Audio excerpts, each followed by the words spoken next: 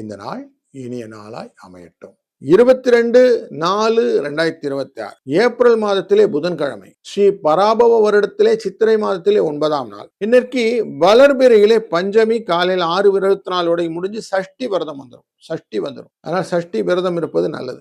மிருகசிரீஷம் அப்படிங்கிற நட்சத்திரம் காலையில் 4:22 வரை முடிந்து திருவாதிரை நட்சத்திரம் வந்துவிடும். இன்றைய நாளிலே இந்த சஷ்டி விரதம் இருப்பதனாலே நிறைய பலன். எப்படின்னா, ஒன்று, கனவு இல்லம் அப்படின்னு இருக்கிறத நமக்கு நனவாக்கி கொடுக்கும். வம்ச விருத்தியே இல்லை, குழந்தை பாக்கியமே இல்லைங்கிறவங்களுக்கு குழந்தை, கல்வி வளர்ச்சியில நிறைய முன்னேற்றம் இல்லாமல் குழந்தைகள் படப்படுது, திருமண தடை, இது எல்லாத்துக்குமே ஒரே அருமருந்து இந்த சஷ்டி விரதம் இருப்பது.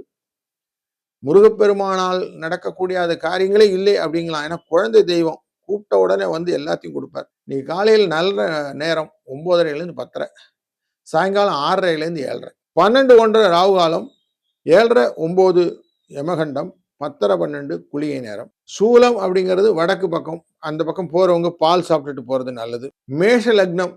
மேஷ லக்னம் என்றது 3 நாழிகை சூரியன் இருப்பார், 9 வினாழிகள் அது கண்டினியூ ஆகும். 6 மணிக்கு சூரியன் உதய நேரம் வந்துடும். சந்திராஷ்டம் எஃபெக்ட் எங்க அனுஷ நட்சத்திரம் என்கிற விருச்சிக ராசியில் இருக்கும். சூரியன் மேஷ ராசியிலே நல்லா உச்சமாக உட்கார்ந்துருக்கிறார்.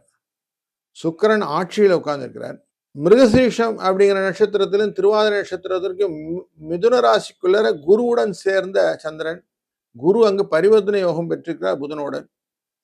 கேது சிம்ம ராசியில, ராகு கும்ப ராசியில, சனி செவ்வாய் புதன் பரிவர்த்தனை யோகம் பெற்று மீன ராசியில உட்கார்ந்துருக்கிறாங்க. இன்றைய நாள் இப்படிதான் இருக்கு. மேல் நோக்கு நாள். நிறைய நல்ல விஷயங்கள் நல்ல தாராளமா செய்யலாம். சஷ்டி விரதம் இருப்பதனாலே மனதிலும் குழப்பம் இல்லாமல் இருக்கும். ஒரு ராசிக்கும் பலன் பார்ப்போம் வாருங்கள். ரிஷப ராசி நண்பர்களே, குருவுடன் சேர்ந்து சந்திர பகவான் 2ஆம் இடத்திலே அமர்கிறார். முயற்சிக்குரியவர் உங்களுக்கு. அதனால நிறைய இன்னைக்கு பண வரவை எதிர்பார்க்கலாம். இவங்க உட்கார்ந்து பார்க்கறது அஷ்டமத்தில் இருக்கக்கூடிய தனுசு ராசியை பார்க்குறாங்க. அப்போ திடீர் பணவரவு அப்படின்னு ஒரு வார்த்தை சொல்லுவோம். அந்த திடீர் பணவரவுக்கான வாழ்க்கையை கொடுக்கும். பணம் கொஞ்சம் நிறைய புழங்கக்கூடிய தன்மை இன்னைக்கு இருக்கு.